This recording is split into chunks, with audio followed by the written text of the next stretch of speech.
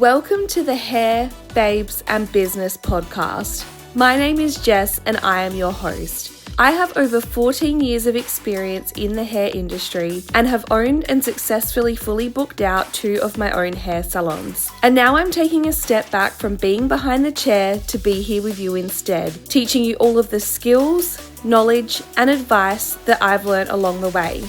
I want to teach you everything that I've learned so that you can learn from my mistakes and don't have to learn these lessons the hard way. Every week I bring out new episodes for you where I tackle industry issues, talk about what's trending and what's not, share business insight, bring on different guest speakers with different levels and areas of expertise within the industry, and figure out ways that we can make our businesses successful and profitable. I'm so excited you've decided to join me today.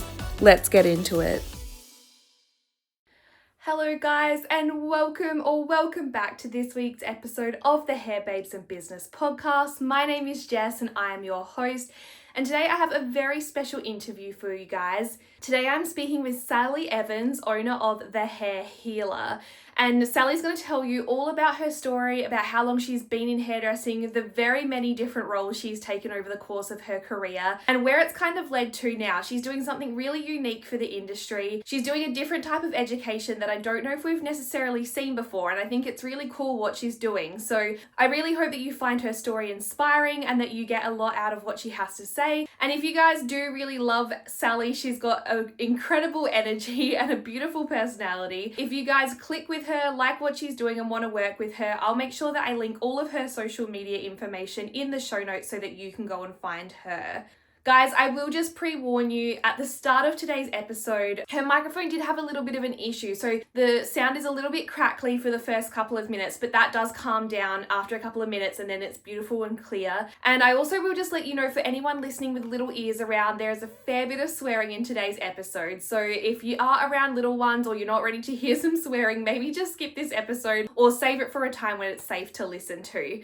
Thank you guys so much for joining me today, and I hope that you absolutely love today's episode. Let's jump into it. All right, guys, welcome back to the Hair Babes and Business podcast. I'm here today with Sally. Sally, how are you? I'm very well today, thank you. I've just recovered from COVID, believe it or not. Again. Oh, no. Oh, no, I'm sorry to hear that. Well, You look fantastic. You would never be able to tell. Sally, would you be able to tell the listeners who you are, what you do, and about your journey? Okay, yeah. So my name's Sally, and I'm called The Hair Healer. Love that. And there's a lot in the name behind The Hair Healer, because not only do I believe that hair heals us, stylists, I also believe that hair heals clientele. And when they're in that chair and we've got that connection, somebody can come in with the worst of fucking days and walk out with the best fucking days. That's what we can do. That's what magic we have in our hands. Yeah. So that's The Hair Healer. I've been hairdressing 33 years. Never, ever had a desire to own my own salon, just because I've worked for that many people. I see it, and I think as hairdressers, if we've got the empathy, we've got the passion naturally, we're never going to be millionaires. Let's be honest. The only people who are going to be millionaires are the business people above us that are kicking our ass. So that's where The Hair Healer came in. I want hairdressers to take the power back. I absolutely adore that. And I just think that's going to be so refreshing for so many people to hear that, like, you can do so many wonderful things with this career and not ever have the desire to be a business owner. And that's really refreshing. I've worked in every area. I've traveled, I've worked on the cruise ships, I've done session styling, I've done teaching, I've done it all, but never had the desire for my own salon. My sister and my niece, because we're hairdressers in the family, they own their own places, and it's never ever been a desire of mine. And that's absolutely okay. Like, you don't absolutely. We don't have to sit there as a child and say, right, I want to own a salon. God, no, hairdressing is so broad. The world out there. Get that qualification and take it by the balls, girls. Men, girls, boys, whatever. Absolutely. And yeah, you were kind of just saying, like, you've done so many different things with your career. Tell me about that. Tell me all the things that you've done. Oh, I trained in the UK back when it was City and Guild, and it was quite difficult back in those days, really difficult. I had a fantastic boss, and I trained with 17 seniors, and then every senior had a junior. because I were a little bit naughty when I was 15, as you can probably imagine. I got put with the boss, which we had to call Mr. Phillip. But, he had me by his side, and I'm so grateful for that man. Like right now, if I could go back and kiss somebody, it'd be him, because he made me who I was as an hairdresser, I was still fun. I still had that spark. I still had that personality, but he learned me to take me. Yeah. So I worked there for 4 years. Then I went and worked in a local salon. She was a barber, not a hairdresser. So I took over the hairdressing side. And I did my first training from 19 to 21. I trained another girl. Yeah. And then I went on the ships. I worked on the ships in management. That was fantastic. Any hairdressers out there, go for it, because it's bloody great. You earn lots of money, you work bloody hard, and you party bloody hard. But it's another experience, And then I did some working for a model agency, doing session styling, which worked around my children very, very well, because that was weekend work. Very good money as well, by the way. And if you can get in there with a superstar, you'd be even richer. And then obviously when you have children in hairdressing, things change, really, really change. And I never stopped. I always kept going. I was always working at home, doing everybody. And it's always been my passion. And then my kids were like, you need a hobby. And I'm like, what's my hobby? Every time I have a minute, it's all hair. I'm watching hair videos. I'm watching what new products have come out. I'm watching, I've got a new brush. I'm going to blow dry my hair and see what my new brush is like. So I realized that my actual hobby is my passion. And then when you realize that, it's a piece of cake. I love that. And I think that's the thing with hairdressing, and so many people in other industries may not ever get to experience that. But like, we actually really do love what we do. Like, we're so passionate about this job. We have to love what we do, Jessie, because if we didn't, we get paid shit. It's shit hours. It's shit on your body. There's something crazy that keeps us behind that chair. Yeah, I think that's true. We're all a little bit like that, aren't we? We're all a little bit on the spectrum, if I'm honest. We are completely agree. Yeah, every hairdresser is on the spectrum, just a little bit, because that's how we can work in chaos. That's how we can work in sounds and hearing other people's conversation. And you don't, we zone, we're in, we're there, It's like, yeah. I completely agree with that. A special type of something. We are a very special, and you'll probably find most hairdressers, I do in my experience over the years, a lot of hairdressers are introverts. And they look at us on the floor and they're like, they're confident, they're full of themselves. We have to be that person to make that client happy. But then when I'm it took me to be probably 43 to realize, yes, I do love socializing, but my job does that for me. Yeah. So then I can go home and put up my feet and not go out with my friends, because actually I got that social satisfaction from working. Absolutely. So no, I definitely agree. And I think that's the thing, like there has to be some balance, because we are like pouring into everyone every day. When you come home, you need that time for yourself. And I was doing the opposite. I was thinking, God, I'm working hard now. I need to go out and socialize, make sure I have time with my friends, make sure I have time with my family. When actually I'm an introvert. I've realized I'm an introvert. And I can remember I was working with a young girl once, and I got a water bottle with a crystal in, and I got tiger eye for confidence and self-doubt. And she was like, you don't need a tiger eye. And I'm like, absolutely I do. You don't know me. And that's the thing. It almost is like when you get on the salon floor, it's like a different person emerges. 100%. I were always told off Mr. Phillip that the salon floor is a stage. When you walk on that salon floor, you smile, girl. And he said, and when you're pissed off, you go in that staff room, you shut that door and you throw what you need to throw. But when you come back out, we're on game. Yeah. Absolutely. Yeah. You kind of leave everything at the door. You do. And do you know what? I'll be honest, Jessica. I were always told that. And then from my last job, from working on the chair, the connection is everything. Absolutely. Absolutely. I actually think it's interesting. I think that things have started to go in a slightly different direction. I think like where it was very much you do leave everything at the door. Now there is that little bit of space to let people in. In my last job, I was more vulnerable than I have ever been, and I was busier than I have ever been. Because I think after COVID, people are craving human connection. Also, they want to know that. So when they come in and hairdressers, we look bloody great. We put us makeup on because this is us. This is part of the spectrum, you know. It's getting there. That's part of the spectrum. But that don't mean that we use confidence, and that don't mean that we're not having a shit day, you know. So when my clients come in, oh, Sally, I look at me, you've always got a smile on your face. And I'm like, do you know what? I could actually cry today. Oh, sit down, tell me why. There's nobody wants to be there more for you than those clients.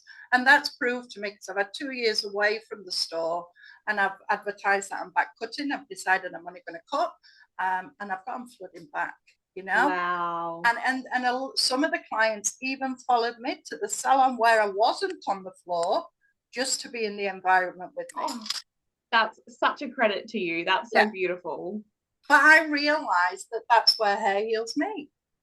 Yeah, I love we all like to feel needed and wanted, and not just because what we can give somebody. Now, they could have gone for a haircut somewhere else, you know, but it's me they want that connection back with, and I want that connection back with them. It's beautiful.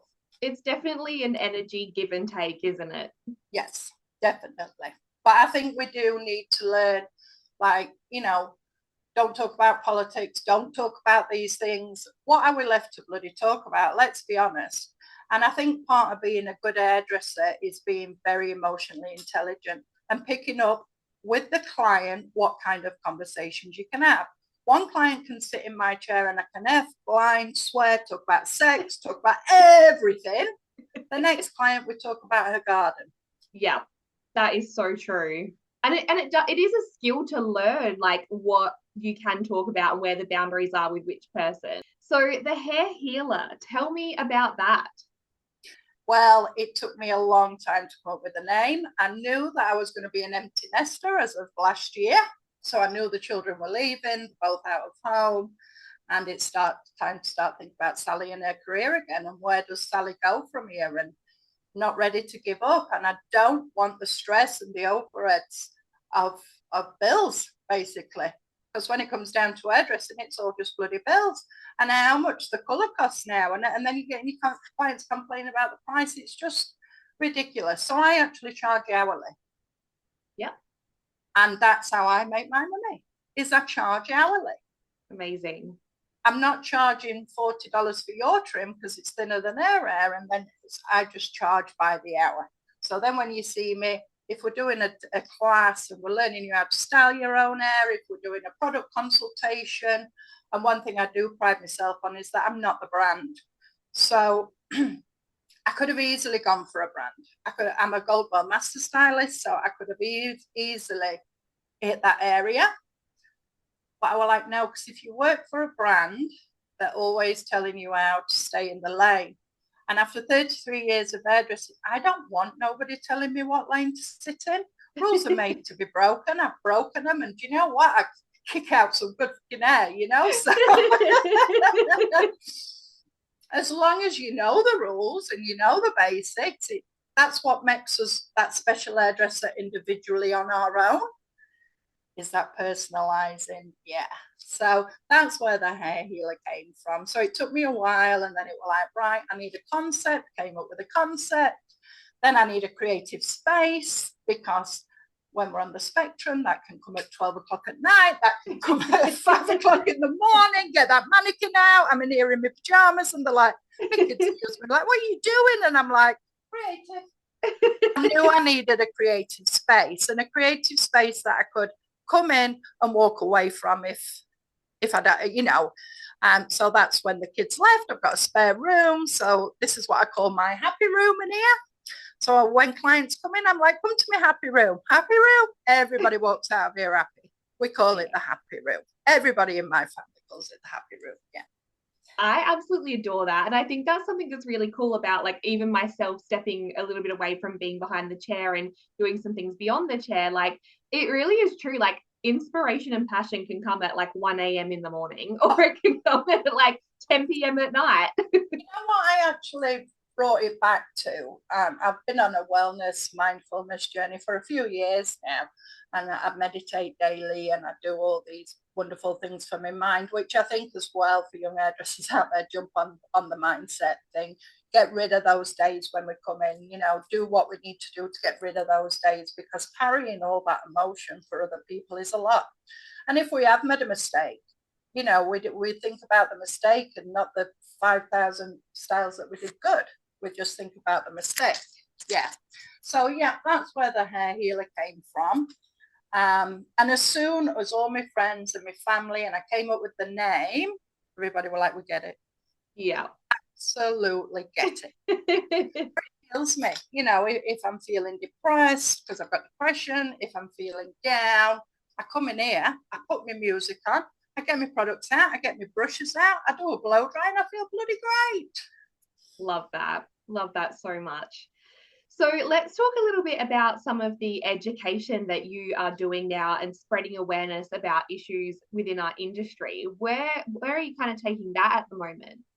So this is where it could get a little controversial. We love some controversy. So where do I start? When I worked for that last company, I actually thought that I could go in. It's a big company. They've got 13 salons, retail as well, working with 73 different brands. Imagine that. As an hairdresser, I worked like a kid in a candy shop, like amazing. And I talked to the owner when I first started. I was called Super Sally. I was great. I was Super Sally. But then once Super Sally had a voice, Super Sally wasn't so great anymore. Yeah. And I asked him, what, how did your business start? He told me how his business started. I'm not going to repeat that because it's not ideal. He shouldn't have really said what he said to me. And then he said, when he's with his mates and they say, what do you do? He said, I sell knowledge. And I'm like, God, yeah, shit, I should sell my knowledge. And I'm like, I'm working for you. You're paying me hourly and I'm selling your knowledge that you really don't know about. You're a businessman. Yeah. So the manager that was in this store, that was my manager, that asked me to be manager many times. And I said, no, because I knew I didn't want to go down that path with those people. And the manager was not even qualified. And she was training stylists. Wow. Failed the finals twice since I've worked with her as a manager. So now you tell me, if I was a junior, if I was an apprentice, and I knew fully well my who were training me was not qualified, I'd be like, I don't want you to train me. So I've got a lot of their students, put it that way. And I do keep it private and confidential.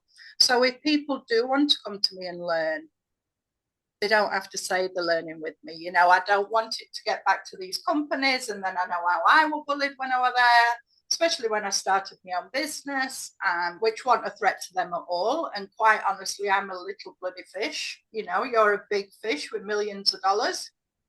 Slow down. And then that's where the educational side came in for me, because I thought, how many young hairdressers are actually out there not learning what they should learn? So I looked at just our store, and there were probably 3 apprenticeships, seven assessments deep, where they're behind. And I don't know how it is in Australia, but over here, so they get paid shit because they're, and then they have to pay for their education over here as well. Do they have to do that in Australia?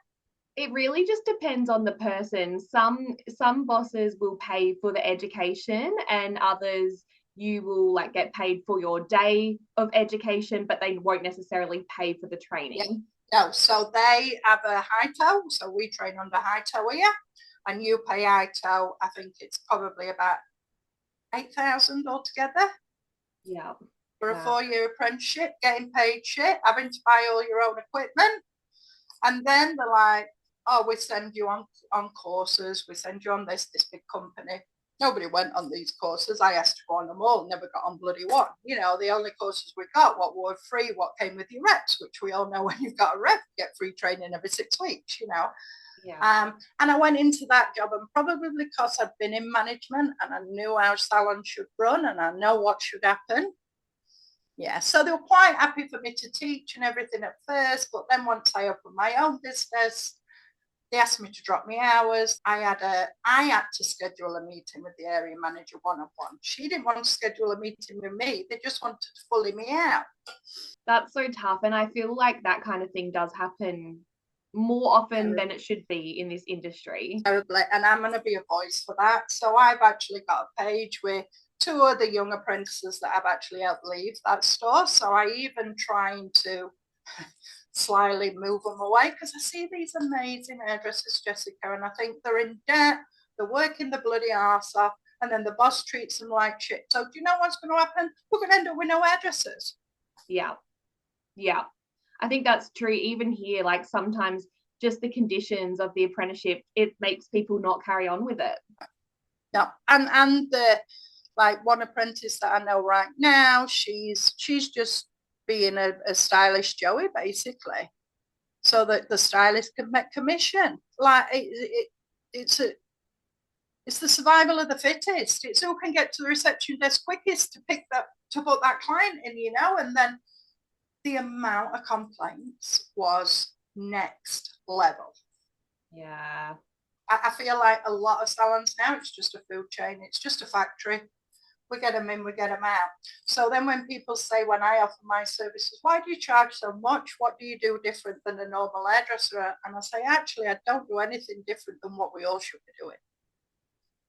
But there's no way I'm charging the same price as those there that send you out with a terrible cut and not feeling good, you know? Yeah. So just there's 2 things I want to touch on here. First of all, I just wanted to say, especially for anyone who does have a salon and is kind of looking at restructuring their pricing, how have you gone with going down more of that track of doing an hourly charging rather than charging for specific services? Well, I specialize in cutting, Jessica, and teaching, obviously. Yeah. So then it's an all-round price. So I believe if I got a client in with really fine hair that didn't need a lot of work, and I charge her $150 and it takes me 20 minutes. Quite often, as hairdressers as well, we'll extend the time by brushing and fluffing because we feel like we're ripping them off because it hadn't took that long to do the hair. But then I could get a client in, the next client, with thick Afro-Caribbean hair or something that's going to take me 2 hours to blow dry, never mind cut, you know. And everything that walks out that door is my billboard. It's my sandwich board, you know. So there's no way I'm sending them out because I'm on a 20-minute limit because that's what I charge, you know. So if I charge by the hour, they're going to get that full one-on-one attention with me. There's no phone ringing. There's nobody walking in the salon. There's no other client that I need to just break off and wash her off or anything else, because while you're in my seat, VIP one-on-one treatment, which we all should be doing anyway. Absolutely. And I feel like now things are starting to head a bit more in that direction. People are starting to understand the importance of giving that one-on-one experience, not just, you know, you've got this person here and that person's got a color on and that person needs to be washed and out. I think people are trying to get away from the chaos. That I have in and say, it's not that I wasn't happy with how he did my hair, it was just that I never felt it were present. Yeah. It's massive, isn't it? Leave because of that. They might be super happy with the hair, but we're providing them a service. This is how I look at it. We're providing a service. We're service providers. That's what we do. So if we charge by the hour for that service, they're going to get the best from that service, you know. If they're not happy with that service, we can't argue with that client. We're providing that service, you know, and to a point, a client is always right. Yeah, absolutely. I totally agree with the client is mainly right, you know, in the way that I trained and the way, even on the ships, we're never allowed to say no. The word no wasn't allowed to be used. Wow. That just learns you how to be emotionally intelligent to work around the word no. The amount of clients I've said no to, I always say, a good hairdresser breaks dreams. A not so good hairdresser will do your dreams, charge you a fortune, your hair will be fucked. So, yeah. And I think that's a hard thing to learn, to say no and be like, actually, I know that this isn't going to work for you. A lot of people would rather try and make it work, even though it's often to their own detriment. And one thing when I'm learning the next generation is, and I've seen it because when I was working on reception, I saw it. We've got this thing called Google that clients think they're an hairdresser themselves. Well, let me tell you something, you're not. You know, so don't come in and tell me how to cut your hair.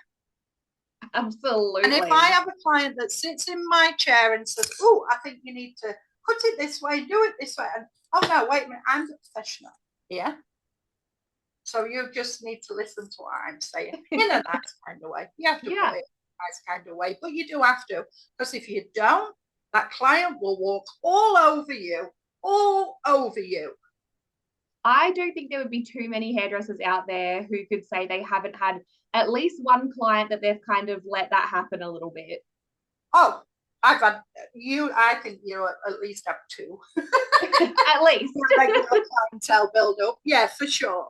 You are going to have those people, but then you will learn to emotionally work around them also. To work out how do we say that? Well, your hair's not going to be great like that. You know, trust me, building that trust is massive. The amount of people that I have in my chair, and I got to show them the back, or they'll just say, I don't even need to see it. Yeah? They just know it's going to be right. That's amazing. And like you said, that's what it's all about, is like building those connections and building trust. Yeah, absolutely. And I found a lot of the young hairdressers that they're clients coming in and asking for something. And I feel the way that they've been trained with bleach nowadays, it's like bleach is everything, you know, bleach is everything. But when that toner runs away from that bleach, you've got a shit job under there.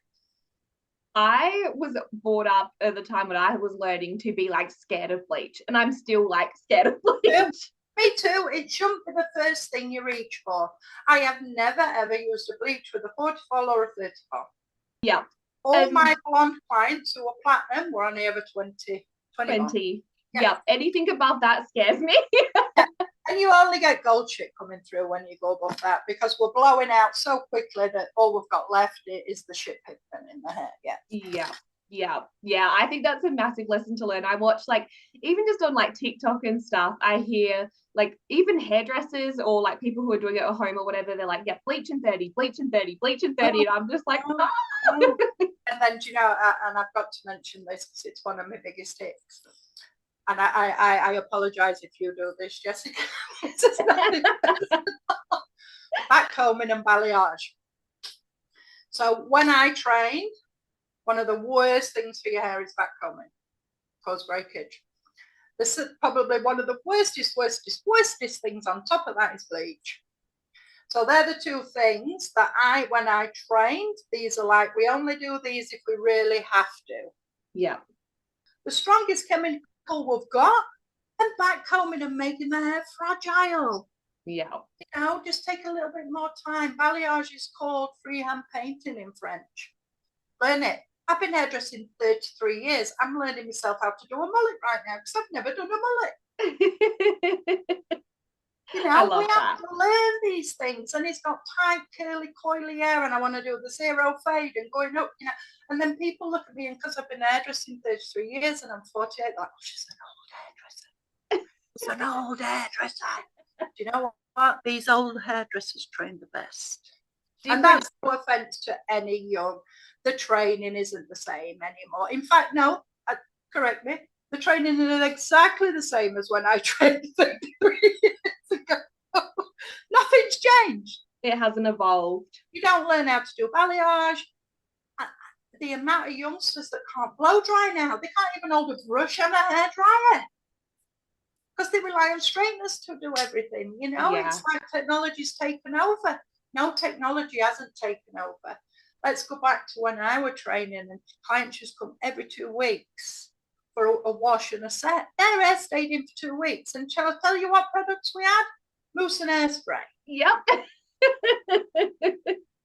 Yes, I absolutely agree with that. And, you know, even just learning those basics so that you can understand like why you do the blow dry, like the way that you do it. It comes from those foundations. We're going to get more out of our hair. When I was training to blow dry, people did come for a weekly blow dry. Where have all those clients gone? Because the blow dry's not fucking staying in, so they're not going to pay for a blow dry every week if it doesn't stay in. Yeah, that's exactly right.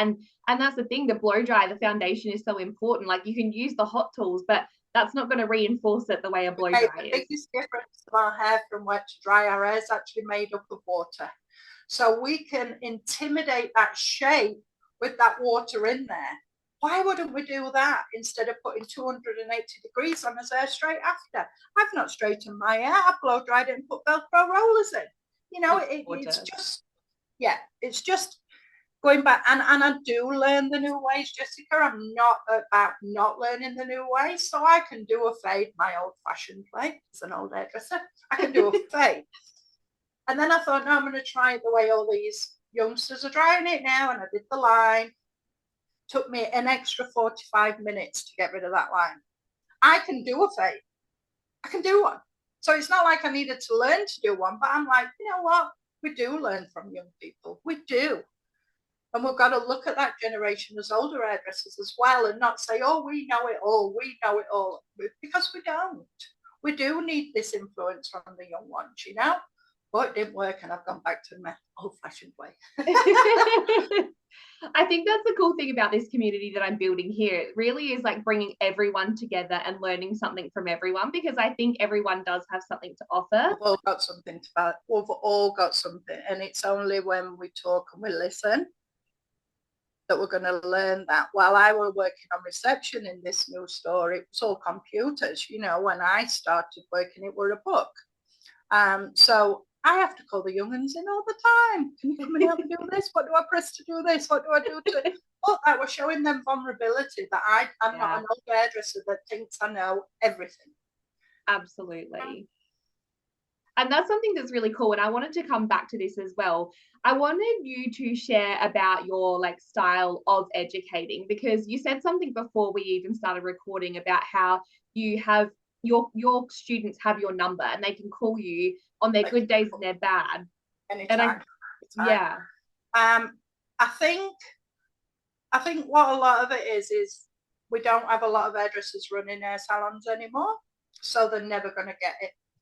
So even if your manager, you know, is not in the industry, they're never going to get what we go through on a daily basis.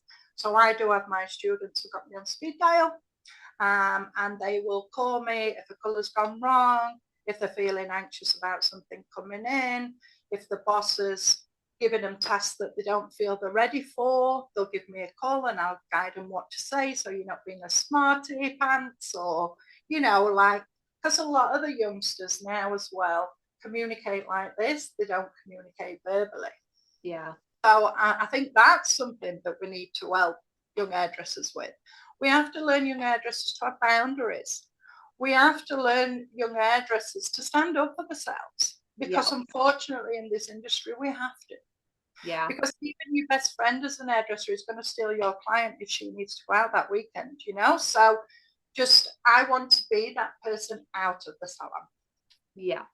And I love that, because I think what's really cool about what you're doing is like you are educating the skills, but you're also educating this like life knowledge as well. The mental health of hairdressers is so important to me. And the amount of hairdressers that I've seen that are just ready to quit, not because they're not good, but the pressure's just too much. Yeah. So they need support there, you know? And I find a lot of them, it's when we learn them, we've just got to learn them naturally, you know, and this time thing that they're learning. And I have students crying because it's took them an hour and 45 minutes to do a full head of foils. Well, your full head of foils good? Yeah, beautiful. I was so proud of it. Then forget the hour and 45 minutes. I absolutely adore that. I remember even myself as an apprentice, you know, always being told a full head of foils has to be done under an hour. And just thinking like, I am never going to be able to do it under an hour and not have bleeds or not have like a gap or whatever it is. It just feels like it's all too hard. And if you're being told that that's what makes you a good hairdresser, is time frame. Yeah, we do need time frame, you know, but that's where I come in with my hourly rate. Yeah. Yeah. So then I'm never going to rush somebody. I'm never going to cut corners because I'm getting paid to be there with them hourly. Yeah. And I think, like you said before, it's so important because, like, someone might come in with really fine hair and it is easy to do a full head of foils in an hour. But then the next person comes in, and if you do that full head of foils in an hour, you're doing a really bad job. Yeah. But you're charging the same price as well. Yeah. Because, when I were training, timing wasn't a thing for us. Quality of the work. Yes. Yeah. I love that. And I hope that is a direction that more hairdressers do go in, because I know the timing thing is a massive problem. Yeah. But nothing's going to change if we don't encourage the change. Absolutely. What do? Do we all do it and then go home and complain about it? No, put in boundaries, put your foot down. I made a post before Christmas and it went massive, and it was like, remember, you're the one that puts that client in, you're the one, it's us personally, it's not the people above. And it's the experience that you create. Absolutely. Yeah. Absolutely. I had a student coming on Monday, and she wanted foil placement because the big thing was her bosses said she's taking too long doing her foils. Her foils are beautiful, but she's taking too long. So I showed her some placement ways just to make it all right and okay, And now hopefully she'll be up and running. And she only had to pay me for that specific education. She didn't have to go to a full day and pay $1,000 to just learn placement and little tips and tricks that can help speed things up, and still give that quality of work. I really love that. And I think that what you're doing is very unique because there isn't many things, like you said. There's nothing like it out there. It's so weird, Jessica, because when everybody were asking me what I do, even my bio on Instagram at the minute, it's still not what it should be. There is no title for me. That's all I can say. I've not watched somebody and thought, I want to be you. I've not watched somebody and thought, I want to be you. I want to be me. I want to express my experience and my knowledge and share that. But I don't want to do a class of 30 people and nobody really learns. That's what heals me, is that young girl that left here, felt full of confidence on Monday, like, that heals me, and that healed her. She'd have gone into work so confident this week to tackle that full head of foils. That is so beautiful. I love that. Now, obviously, you're in New Zealand. And a lot of the listeners for this, like, we definitely have a lot of New Zealand listeners, but a lot are Australian. Do you offer any kind of like online education? Absolutely. So we can do what you and I are doing right now, Jessica. We can just Zoom, and I find a lot of the training is talking. It's not actually doing work. It's not actually picking up tools. It's actually just talking. And what did you do with that client? Well, I did this and that with that client. Well, if you hadn't done that, or you hadn't done this, or you had it's having somebody that listens. I think listening is a massive quality for a teacher. Absolutely. Because I'm an educator, it doesn't mean I talk, you listen to me. It means I listen to where you need the help. Yeah. And you're never going to 30 people plus class. All my education that I've ever done in hairdressing, I've spent thousands and thousands. And when I say I've spent thousands, I've spent thousands. And my education, it were always a class environment. And because I'm an introvert, I were always the one side at the back. But I was probably the one with the most skills, But because I'm an introvert in that environment, I used to struggle. So if I could have had that one-on-one, would have made the world of difference. Yeah. Well, I will link all of your socials into the show notes so that people can come find you. And if anyone out there listening does want some extra one-on-one education, like, Sally's your girl. Thanks. And I want to make, I did say my biggest thing was if I could make a difference to one hairdresser as the hair healer. Well, before the hair healer came out, before I announced it before, and I was just in my other work environment, one of the young girls said, you've already made a difference. And that was to her. So she had me at a graduation. This is what I mean by the hair healing, I don't want a relationship with my students that they don't want me at the graduation. Everybody that's helped somebody graduate should be there with them, Whether you're a boss of 15 salons, 30 salons, that one stylist passing her qualification, you were there and you support her. Absolutely. I love that. I think that's beautiful. And I think that definitely shows in what you're doing. Like you can see that care and that love coming through. That passion, and it's passion. And when you've got that passion, you can't see other people destroy the passion. And that's probably where my frustration came in the wrong way in the industry. And this is where hopefully the hair healer can take it in the right way and use my platform and use my voice to change the industry. Because let's be honest, it's pretty bloody screwed at the moment. I completely agree. I feel like, there are a lot of people who are very lucky that they don't ever experience this, but there are a lot of people, far too many people, who are completely put off the entire industry from an experience they have. Yeah, we had a lot of young girls that just worked reception there and retail that weren't hairdressers. And I'd say to them, are you ever going to be an hairdresser? Do you ever? Oh, God, no, I'm far too anxious. So with what they're seeing as a receptionist, they're never even going to touch it with a barge pole when they see what happens with the stylists every day. Which is heartbreaking because this industry and this job is incredible. So sad. It's like all these hair products, all these hairdressers, surely you want to be an hairdresser, surely. Yeah, and I think that's the thing. Like it's so fun, it's so creative, it's such beautiful human connections. And like you said, it's just this management that's putting people off. Yeah. I want students to feel better than me. That's what I want. And I think that's what makes a good educator, like not being afraid that your students may end up going on to bigger and better things than you. Like you should want that. Do you know for how them. proud I would be with the young girl that Leanne that I trained in the UK, and she got her own salon out there. Do you know how proud I were of her for doing that? It's not even a desire I ever wanted, but she was strong enough, she was confident enough, and she felt confident in her skills that she could open her own salon. Incredible. And how proud of you to be like, I helped her achieve that. I went back 10 years and my niece and my sisters had arranged an hairdresser to come and do my hair, obviously, for the wedding, and they pulled out last minute. And I'm like, oh shit, I've got enough connections here. So I actually rung Leanne, who what I trained, and she was there within 5 minutes. She was so happy to come and do my hair. And you know how proud I was that I said, Leanne did my, can you remember Leanne who I trained? You know, like, and the funny thing with Leanne as well was, when I left to go on the cruise ship, she were about a year off, maybe 6 months off finishing her apprenticeship, which she did go through and finish it. And then I was asked as a manager to go on to do management relief. And I went on this ferry, horrendous ferry, from Spain to Dover to Spain. They called it the booze cruise. Oh, horrendous. Anyway, I had a salon on board, and we all worked the same concession on board. So the salons are owned by one person on every cruise ship in the world. It's called Steiner. Nothing would be finer than to wake up with a Steiner in the morning. That's what we used to do. So whenever the Steiners came on, because we were hair, beauty and fitness, we were all good looking dolls, you know. So yeah, they all used to love a Steiner in the life. So anyway, I went to do management on the ship for 2 weeks just for cover. And who was on the ship?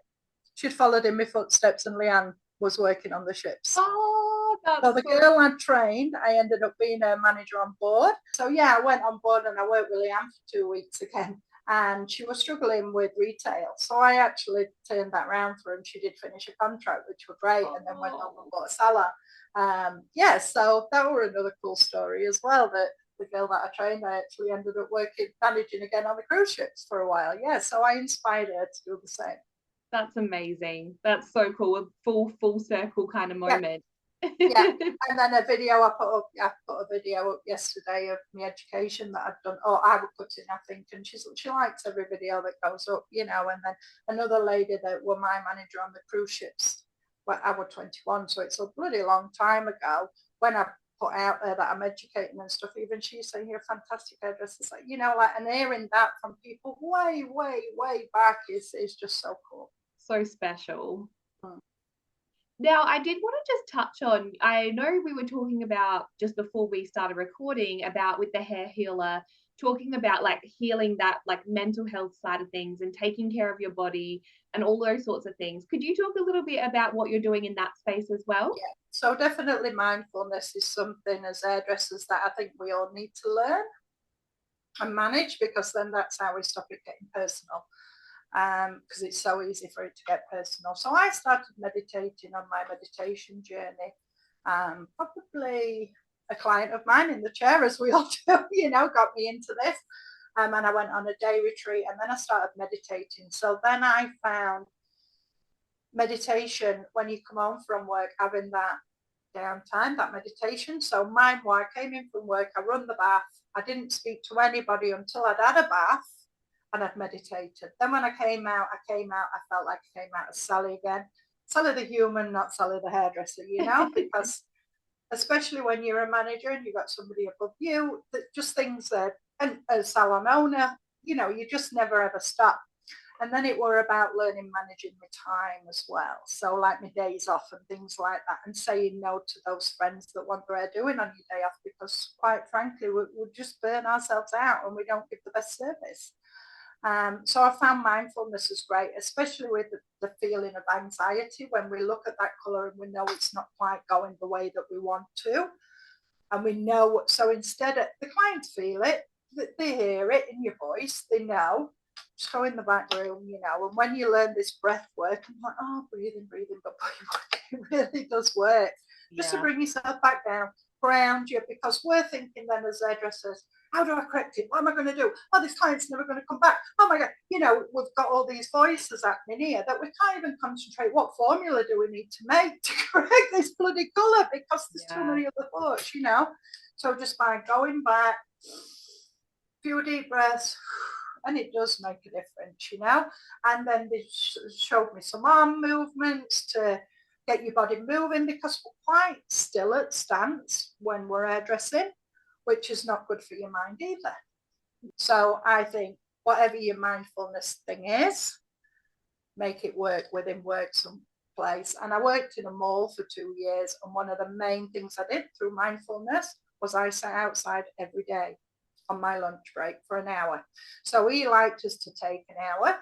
So I used to use the hour to my benefit. But rain or shine, I went and sat outside every day, breathing that fresh air, get that sunlight, not all this artificial light that we're surrounded by as well in hairdressing. It gives us headaches. That makes us anxious, and if you're a bit autistic or on those things trigger people, Absolutely. So take yourself away from the space. Take yourself out of the environment, and I'm on my second back surgery, as I told you before. So I did my back just before Christmas while I was on the floor, fully booked out for a year in advance. And I worked it with 3 slip discs. Oh my goodness. I worked the whole Christmas. You must have been in agony. I were very high on tramadol. Wow. Yeah, absolutely. And that was picking a box up at work, believe it or not. Sorry. So it was picking up a box. Oh, wow. Literally picking up a box the wrong way. Wow. So that was my second surgery. And then the surgeon did say then, I'd consider thinking of something out of, and I'm like, hell no, I'll make this work one way or another. We all do that, don't we? We're like, no, it'll be fine. So don't be so silly. How dare you take that away from me? Yeah. So anyway, here we are with the hair healer of that. Yeah. So taking care of your body is really, really important as well. And I think if we actually did a survey of hairdressers who were overweight, it'd be a very, very high percentage. We do that to ourselves. Yeah. That's what happens when you work long days and consume your entire calories right before you go to bed because you haven't eaten all day. I can literally go, well, my body is trained now, but I can go all day and just eat an evening meal. Which is so bad for us, but we just do it, don't we? We absolutely do. But then again, I think that's mental health and mindfulness and where we can actually bring things in to help with that. Because then when we are overweight and we're stood on our feet all day, that's more pressure on his back, that's more pressure on his ankles, that's more pressure on his feet, and all those kind of things. So if somebody took hairdressing away from me now, I don't know what else I would have. It's everything to me, you know. So looking after his body and his mind is so important, so important. And nobody teaches us this. The teachers are not to talk about politics. The teachers are not to do this. Out to talk about the bloody weather, you know, like, no, let's change those things. World's change. People are more vulnerable. People are more open. Let's start doing it. I think that's so true. I know personally from my own education when I was training to become a hairdresser, it really just is the very, very bare minimum that you need to get through. And these important conversations we should be having about mental health, about how to look after your body, how to put boundaries in place, how to say no. There's just no education for that. And it makes this youth right now, because image and it's everything. And that's another one where I wanted to bring into the youth, styling the hair, because they're coming in and buying these straighteners all the time and they've all got broken hair like this, and I'm like, oh, let's not just chuck a 12-year-old a straightener, let's educate a 12-year-old with a straightener, otherwise you're going to have no hair, and then where will the confidence be? That was something I was always very passionate about in my salon. If someone bought a new tool, I'd be like, bring it in and I'll show you how to use it. Let me teach you with that tool. So I've made sure here in my little studio I've got every tool. So there's a tool that I haven't got. So when a client says to me, oh, I think I'm going to buy the new GHD Duet, do you know what? Come here and let me use it and show you. This is the type of hair that it's for. It's only good for really curly hair, the Duet, you know, and people don't get that because they see the adverts and they think, my hair's going to look just like that, you know? And they end up disappointed. Yeah, and as professionals, if we're selling knowledge, that's what we should be selling. Yeah, I love that. Just a tool, go home, get it done yourself. And another thing that when clients say, I just can never do my hair, same as the hairdresser. No, because we use professional products from beginning to end. We blow dry your hair. We use the right heat. We do, you know, so no, you're not. But if we educate them, we can. Yeah. And they should be able to. We should educate them. We shouldn't keep those secrets for ourselves, especially when there's a money crisis right now. People can't afford to do it. Well, I'd rather educate them how to do it at home, and then they've got that trust with me. So, you know, when that money comes back, they're going to come right back. And not only that, I think for when they're living their day-to-day life, if people are looking at them going like, wow, your hair always looks amazing. Amazing. And then they can turn around and be like, yeah, because my hairdresser taught me how to do it. Yeah. And I think it should just be part of the service. I completely agree. We're not like gatekeeping how to style your hair.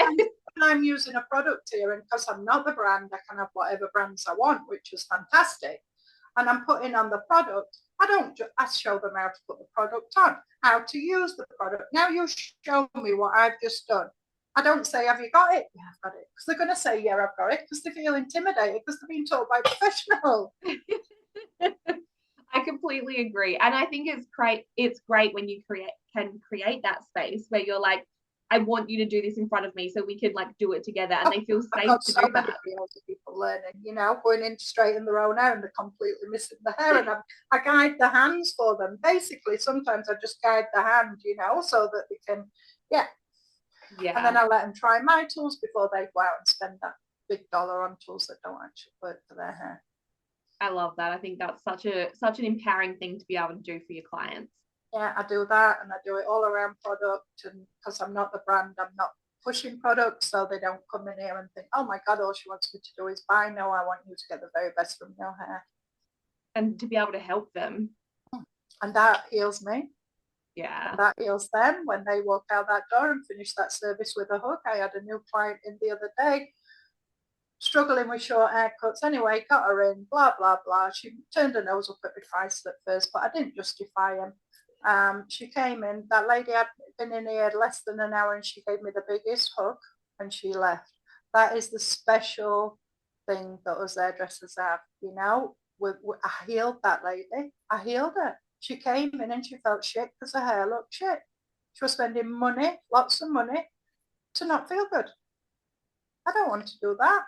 I want to spend money to feel good. So that's exactly what we did. She left, rebooked within 2 seconds. Never asked for that price again. So powerful, so powerful. And everybody can get there one day, Jessica. Everybody can get there one day, you know, and it's just having the balls And meditation and mindfulness has made me realize I am that person that can do this. And why can I not do it? Just because I don't know how to set a ring light up, or I don't know how to bloody mics. It's all just learning and taking some time to see that you can do anything you set your mind to. I couldn't even do a reel at the beginning of last year. And like now it's crazy. You're doing full-time education online. Yeah, exactly. It just does a 180. You just can never believe. And I've got a 5-year goal that I'd love to get to, but I just feel like the journey of that 5-year goal is just going to be phenomenal because I'm loving it already. Amazing, amazing. Well, we're coming close to the end of our session together today. Is there anything else that you would like to share with the listeners before we wrap up? Just remember, all stylists remember hair heals. It heals you, and we're empaths. We're all empaths. So we love that feeling of making somebody feel good. So if you do make a mistake, just make sure you continue being you through that mistake and be honest and be transparent with your client. And trust me, they'll come back. Well, thank you so much for sharing your wisdom and knowledge today. Welcome. I appreciate you taking some time to chat to everyone. I think people are going to absolutely love this. I think they're going to love you and love your energy and see your passion coming through. So thank you so much. I appreciate you. Time as well. Time for me.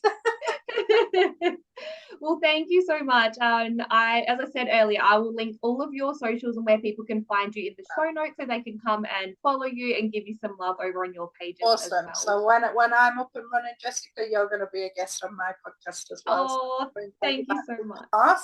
This is my first in this area of podcasts and all this.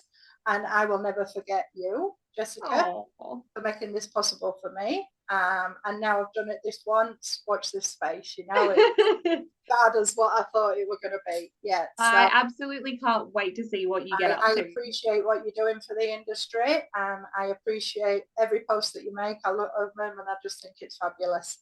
So yeah, I really appreciate you as well, Jessica. Thank you. Oh, thank you so much, and I'm so glad you made your debut here. Yeah, but more or less I did. Yeah. Thank you so much. Well, guys, thank you so much for joining me today. I think Sally is just a beautiful person with a big, bubbly, bright personality, and I just think what she's doing, she has so much passion and it's just shining through in everything that she does, and it just makes me excited for people who do have some one-on-one lessons with her, because I just think that they're going to walk away from that experience with their cups full. So like I said, if you guys do want to work with Sally, I'll pop all of her information in the show notes. And I just want to thank Sally so much for giving up some of her time to come and talk to you guys today and share some of her wisdom and knowledge with the community. Like I said, it's very obvious that Sally's very passionate about what she does, and I think she's just a little gem of knowledge right there. So I'm very, very grateful to Sally for joining us. Guys, if you haven't already, come find me on socials. I'm on TikTok and Instagram at Hair Babes and Business, and also on Spotify and YouTube at Hair Babes and Business. Now, obviously, we've just entered February. That New Year's shine has kind of worn off. And if you guys are serious about getting your business on track to being the most successful year in business in 2025, make sure you jump over to my website and sign up for the Business and Thrive in 2025 course. You can do this at any time. It doesn't have to be in January. But as soon as you do sign up and start putting in the steps that are in that course, you will get your business set up for success in 2025 and making it the most successful year yet in business. You can get instant access to that course. It's such a steal at $19.99 because honestly, it's just going to get you on track and set you up for a year of success. And the great thing about that course is that you have lifetime access to it. So you can come back to it every year if you want, or every time you're feeling a bit unmotivated, you can keep coming back to that course and keep retaking it so that you're keeping yourself on track and setting yourself up for the most amount of success possible. Guys, thank you so much again for spending another Monday with me. I do have a little announcement to make for everyone because I've been doing so many of these interviews and sharing so many stories with other people in the podcast. I've had a few people say that they miss just my own educational podcast. So what I've decided to do just for the time being, I'm actually going to be bringing out 2 podcast episodes a week. So on a Monday, you'll get the interview version, and on a Wednesday or a Thursday you'll get the educational lesson as well. So I look forward to seeing you twice this week instead of just once, and I look forward to bringing out that episode for you very soon. Thank you guys so much for spending another Monday with me. I hope you have a great week, and like I said, look out for that second episode coming out this week. Have a great day, guys. Thank you so much for your love and support. I think you guys are just amazing. Mwah.